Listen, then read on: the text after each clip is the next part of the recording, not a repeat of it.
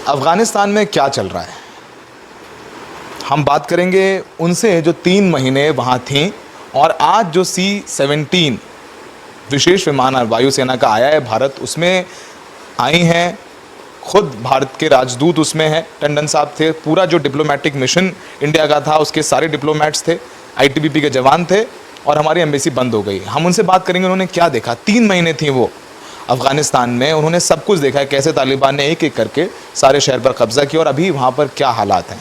हमारे साथ हैं कनिका गुप्ता, फ्रीलांस जर्नलिस्ट हैं और पिछले 3 महीने से वो तमाम कहानियाँ बता रही हैं अफ़गानिस्तान की और क्या कुछ है वहाँ, उनसे बात करेंगे। कनिका, थैंक यू हमसे बात करने के लिए। कितना मुश्किल था काबुल से इंडिया तक का सफ़र आपके लिए?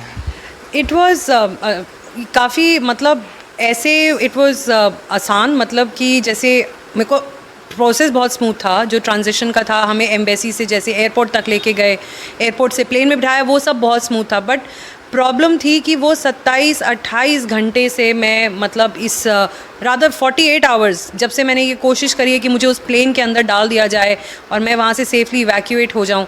एक छोटा सा एक इंसिडेंट वहाँ पर हुआ था जिसके बाद मैंने ये इवैक्यूएशन एफर्ट बेसिकली स्टार्ट किया था।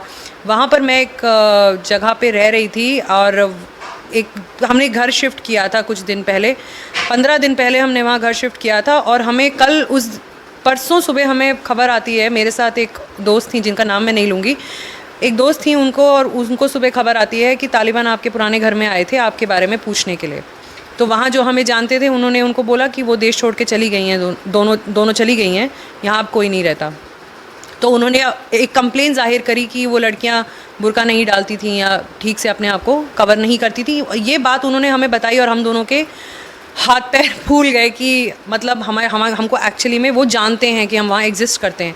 सो वहाँ से मेरा इवैक्यूएशन एफर्ट स्टार्ट हुआ और मैंने बहुत लोगों से मदद मांगी, घर पे भी बोला कि आप मिनिस्ट्री ऑफ एक्सटर्नल अफेयर्स पे प्रेशर डालो, MEA में भी बात करी, जर्नलिस्ट थे कुछ और उनसे भी बात करी, मैंने प्रेशर काफ़ी लगाया। लकीली हमको वो एक उन्होंने हमें, आपको लगा कि अगर तालिबान आया तो फिर शायद आप लोगों को प्रेशराइज करें या कुछ हार्म कर सकते हैं? हम ऑल्दो वो काफ़ी रिपीटेडली ये बात बोल रहे हैं कि हम कोई इंटेंशन हमारा नहीं है इंटरनेशनल जर्नलिस्ट को किसी भी तरह का कोई हार्म पहुंचाने का या कोई भी ऐसा, they have very repeatedly said that. तो उसमें मुझे कोई शक भी नहीं है। क्यों? क्योंकि जब मैं अपने घर से एम्बेसी तक गई, रास्ते में बहुत सारे तालिबानी थे, बहुत चेक पॉइंट्स भी थे, पर कहीं पे कोई हैरासमेंट नहीं थी। एक वो होता है ना कि अब सबने एक एक्सेप्टेंस आ गई है लोगों में कि अब ये यहाँ पावर इनकी है, अब देखते हैं क्या होगा। आप जब घर से एम्बेसी जा रही थी तो तालिबान चेक पोस्ट पे था, तो तालिबान ने सवाल जवाब किए आपसे, पूछा कि आप इंडियन हैं? जब आपने बताया कि आप इंडियन हैं तो उनका बर्ताव कैसा था आपके साथ? अव्वल तो जब मैं पहुंची, मुझे पहला चेक पॉइंट मिला जब मुझे एम्बेसी के अंदर जाना था। तो उसके बाहर 2 किलोमीटर पहले एक चेक पॉइंट है जो पहले ऑब्वियसली जो वहाँ की सिक्योरिटी पुलिस थी वो मैन करती थी और जो आपकी टाइम पे तालिबान मैनेज करता है। तो हम वहाँ पहुँचे, उन्होंने पूछा आप कहाँ से हैं? मैंने कहा सिफारत हिंद जाना है। सिफारत हिंद एम्बेसी, इंडियन एम्बेसी। सिफारत हिंद में जाऊँगी, मैं हिंदुस्तानी हूँ, मुझे अपनी एम्बेसी में जाना है, हमको हिंदुस्तान निकलना है आज। उन्होंने बोला आप यहाँ जाएँ, कोई एम्बेसी नहीं है, आप चले जाइए, बंद हो गया है अंदर। मैं कहा मेरी बात हुई है अंदर, आप मुझे अंदर जाने दें। तो पहले तो जब अगर कोई लड़की उनसे बात करती है वो आपको इग्नोर कर देते हैं कि आप उनके लिए एक्सेप्टेंस नहीं है। वो मैं इधर से बात कर रही हूँ, वो उधर से मेरे ड्राइवर से बात कर रहा है। So it was like a 3-वे चैनल कि मैं कह रही हूँ आप प्लीज़ मुझे जाने दें, बंद है एम्बेसी, आप मुझे प्लीज़ जाने दें, एम्बेसी बंद है। Like he is not even addressing. लगता है कि शायद लड़की से बात करना उनकी जो ईगो है उसके खिलाफ है। ईगो से ज़्यादा I think it's just this, उनको आदत नहीं है लड़कियों से बात करने की, और ख़ासकर कि एकदम एक इक्वल फुटिंग पे बात करने की उनको बिल्कुल आदत नहीं है। तो वो आई थिंक जितना मैं ऑब्जर्व, आँख मिला के कैसे बात कर, एग्जैक्टली कि ये मुझसे ऐसे कैसे बात कर रही है, या मेरे को ये मेरा मानना है, आई एम नॉट सेइंग कि उन्होंने ऐसा बोला होगा, नहीं, ये मेरा मानना है कि दे मे हैव थॉट कि हाँ कि भाई ऐसे कैसे मुझसे बात कर रहे हैं। बट पर्सनली मेरे को कोई खतरा भी महसूस नहीं हुआ, मुझे उन्होंने कोई न्यूसेंस भी नहीं किया। मैंने उनको बोला, उन्होंने मुझे मना किया। 2 घंटे बाद हमने दोबारा ट्राई किया तो वो हमें खुद एस्कॉर्ट करके अपनी गाड़ी में बिठा के एम्बेसी के बाहर छोड़ के आए थे। एम्बेसी से एयरपोर्ट रात में निकले आप लोग? रात को हम निकले कॉन्वॉय में 10 बजे आई थिंक, रात के 10 बजे हम निकले थे और फिर हम ये सारा जो ट्रांजिशन था वो तालिबान ने फैसिलिटेट किया था सिक्योरिटी वाइज, वो सारे चेक पॉइंट्स पे अपना कोऑर्डिनेट कर रहे थे, सेफली हमें लेके गए, कोई प्रॉब्लम नहीं हुई, बहुत ही स्मूथली हम एयरपोर्ट पहुँचे और बहुत ही स्मूथली हम एयरपोर्ट के अंदर पहुँचे। सो जब तक हम लोग एयरपोर्ट बाउंड्री के बाहर थे वो सब कुछ तालिबान हैंडल कर रहा था और वहाँ पे बहुत ही मैड रश था लोगों का, बहुत मैड रश था। People were sitting in the dust and dirt, मतलब डेस्परेशन में कि कैसे दरवाज़ा खुले, वो पीछे का जो मिलिट्री एयरपोर्ट के लिए जाने का जो रास्ता है वो खुले तो हम अंदर भागें, कि हम अंदर भागेंगे तो हम वहाँ से प्लेन में चढ़ के अमेरिका जाएंगे या हिंदुस्तान जाएंगे, जहाँ भी जाएंगे, बस यहाँ नहीं रहेंगे, यहाँ नहीं रहेंगे। बहुत देर तक ये चलता रहा, वो भीड़ वहाँ इकट्ठी हो गई, उन्होंने अंदर जाने की बड़ी कोशिश करी तो तालिबान वो क्राउड कंट्रोल भी बड़ा पीसफुली कर रहा था। इवन 2-3 बार फायरिंग हुई वहाँ पे, उन्होंने to disperse the crowd, but firing क्या हवा में just to scare them, and तो वो जैसे वो फायर करते थे तो सब इधर उधर भाग जाते थे, but then they will congregate again. हाँ, एयरपोर्ट के अंदर दाखिल होना बहुत भीड़ थी वहाँ पे, इतनी भीड़ थी कि हमारी गाड़ी, मतलब जैसे हमारी 10-15-20 गाड़ियाँ थी उससे लग के खड़े हुए थे लोग बिल्कुल, कि यहाँ दरवाज़ा खुलेगा और हम गाड़ियों से चिपक के अंदर घुस जाएंगे, मतलब इतनी ज़्यादा डेस्परेशन थी। सो इवेंचुअली उन्होंने यही डिसाइड किया कि अब यहाँ से घुसने का कोई पॉइंट नहीं है। Then they took a turn and we went from, अलग एक एंट्रेंस था जो completely US and Turkish army manage कर रही थी, फिर हम उस एंट्रेंस से घुसे। फिर अंदर एयरपोर्ट से, तो अंदर जो एयरपोर्ट में हमने देखा था मैड रश था, परसों इतनी तस्वीरें थी, एयरपोर्ट को खाली करा लिया इन्होंने। अब तो airport 100% managed by US and Turkish forces, तो अभी बिल्कुल कंट्रोल में था, वहाँ कोई ऐसा मैड रश नहीं था। बट मॉर्निंग में जो एक मैंने नज़ारा देखा जिससे हमें अंदाज़ा होता है कि वहाँ पे पिछली रात क्या हुआ होगा या पिछले दिन क्या हुआ होगा, वहाँ लोगों की चप्पलें टूटी हुई पड़ी हुई थी पूरे फर्श पे, पूरे टारमैक पे, जहाँ पे हमारा ये C-17 खड़ा था when I was about to board the plane, and I was shell shocked. मतलब लोगों को होने की ज़रूरत भी नहीं है वहाँ पे, मतलब वो इतना डिस्ट्रक्शन सामने दिख रहा था मुझे, लोगों की, किसी औरत का दुपट्टा पड़ा है, किसी की चप्पल पड़ी है, किसी छोटे बच्चे की चप्पल पड़ी है, and these things I saw with my own eyes. और मैं कहा लोग नहीं भी हैं तो भी मैं बता सकती हूँ कि यहाँ पे कल रात को क्या हुआ था, क्योंकि इतनी चप्पलें टूटी हुई, इतना सामान बिखरा हुआ लोगों का।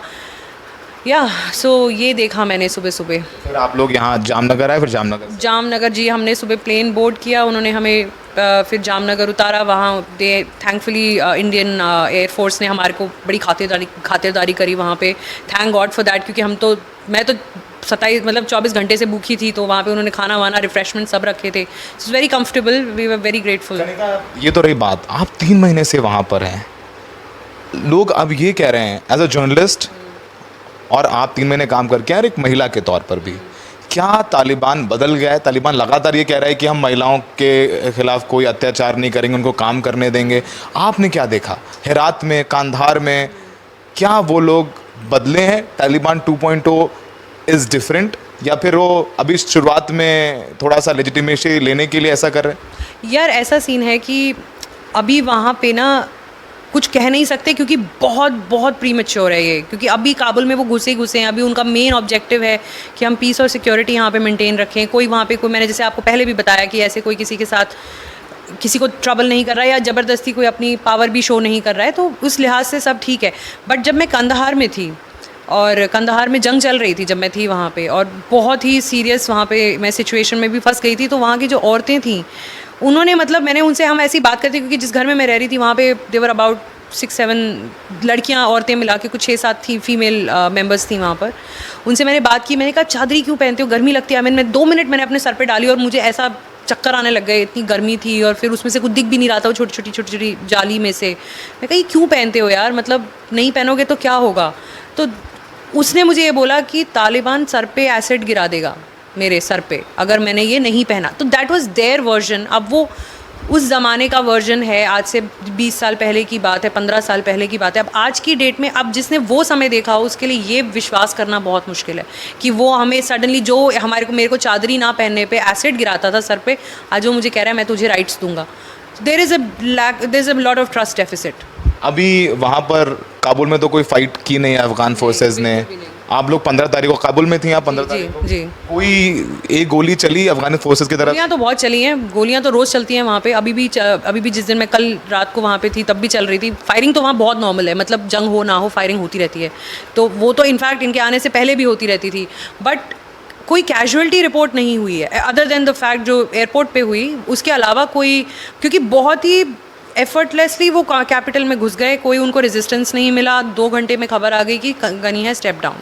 जब आप 16 तारीख की सुबह हुई अगस्त, कितना अलग था काबुल 15 तारीख से? क्योंकि लग रहा था कि थोड़ा काबुल में रेजिस्टेंस होगी। एक दिन पहले 14 को गनी साहब ने एड्रेस किया था कंट्री को कि नहीं अस्थिरता है, हम लोग मैनेज कर लेंगे, लेकिन फिर तो अगले दिन गनी साहब तो चले गए और फिर जनता अपने हाल पे। आई थिंक सबसे ज़्यादा बड़ी बात थी, people felt a sense of betrayal कि अब हमें, अब जो भी है ना, यही सच्चाई है हमारी कि अब ये आ गए हैं। औरतें बहुत घबरा रही थी, कुछ तो अंदर घुस गई, कुछ सोशल मीडिया पे जो बहुत प्रोमिनेंट फीमेल एक्टिविस्ट थी, जो चाइल्ड राइट एक्टिविस्ट थी, विमेंस राइट्स एक्टिविस्ट थी, उन सब ने अपने इनफैक्ट फेस से, मतलब वो फ़ोटोज़ हटा दिए या अपना फेस कवर अप कर दिया, जैसे जैसे एडिट करके वो डीपीज़ उन्होंने अपने चेंज कर दिए।